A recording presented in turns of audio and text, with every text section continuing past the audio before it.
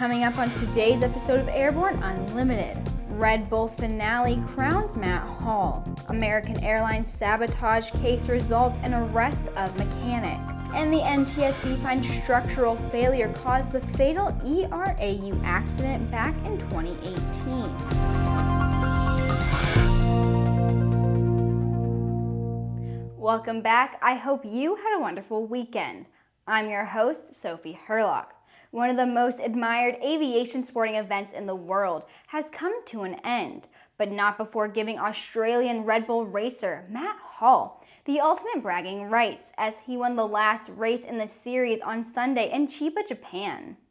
Nat'l is the champion! Finally! Australia lift the title! We need to go have a beer when I'm 90 and I'm going to tell everyone I'm the reigning world champion. Feels bloody good. 98,000 fans watched the racers battle it out to take their place on the podium, and the crowd was on their feet before the race even began. Hall took first place with a total of 81 points, while local favorite Yoshihide Moroya lost out by a single point and took second. And with a total of 68 points, Martin Shonka of the Czech Republic claimed third. The race came with a few shakeups, most notably when overall leader Martin Shonka slipped in his own opening round face-off against Nicolas Ivanhoff of France, pulling too hard for an over G and earning a 1-second penalty that took last year's reigning world champion out of the running for a repeat win. We'll be right back with Around the Patch. Finally, a modern, affordable four-seater without compromise. Turbocharged Rotax 915 IS power, 155-knot cruise, 800 nautical mile range, 1,000 feet per minute climb, and all that at 8 gallons per hour. Don't compromise. Check out the Sling TSI today at airplanefactory.com. Concorde's recombinant gas RG series sealed battery technology produces a high-performance battery with the advantages of being pre-tested and fully charged at the factory. Find out more about Concorde's entire line of batteries at www.concordebattery.com. Concorde, the heart of your aircraft. Welcome back. Let's take a quick look at some news coming out of the aviation industry in today's Around the Patch segment.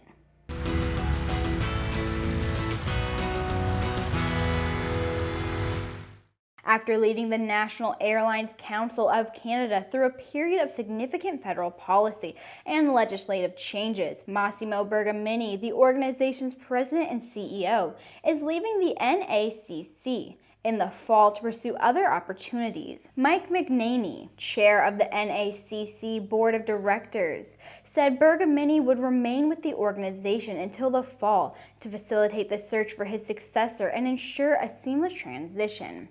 Registration for the 2020 edition of the American Rocketry Challenge, the world's largest rocketry competition, is open through December 1st. Now in its 18th year, nearly 5,000 students from across the country will participate annually. The 100 top scoring teams are invited to the national finals in Washington, D.C. next May, where they'll compete for over $100,000 in cash prizes and the chance to win an all-expenses-paid trip to represent the United States in the upcoming 2020 International Rocketry Challenge in London. Viasat has upgraded services with the announcement of new increased speeds, service packages, and hardware incentives. The new Viasat KU advanced packages are now available with increased speeds of up to 10 megabits per second, resulting in a doubling of speeds for most existing customers, rollover of unused data allowances, regional and hourly service plans, and the ability to stream audio and video content. The European Commission has passed legislation that will allow UK-based airlines to continue to operate to EU destinations through October 24th of 2020, regardless of what happens to Brexit over the next few months. The legislation comes as the UK government and the House of Commons continue to disagree over what happens if no deal on Brexit is reached.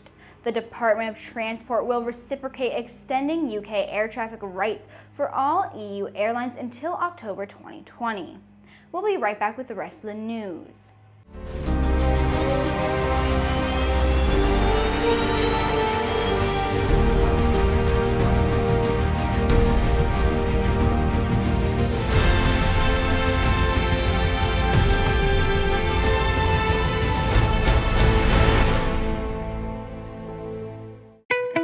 There's a difference between charting a steady course and pushing for the ceiling.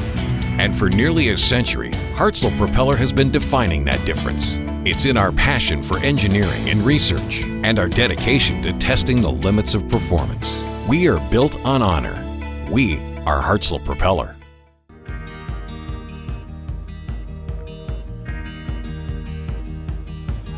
Today is a new dawn. With a new name. nuevo logotipo. A new factory.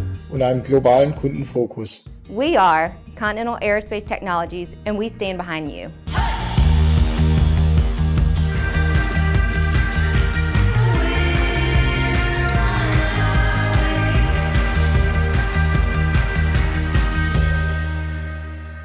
An American Airlines mechanic has been arrested for the tampering and sabotage of a Boeing 737 that was in service and heading out on a trip when the damage was detected just minutes before departure.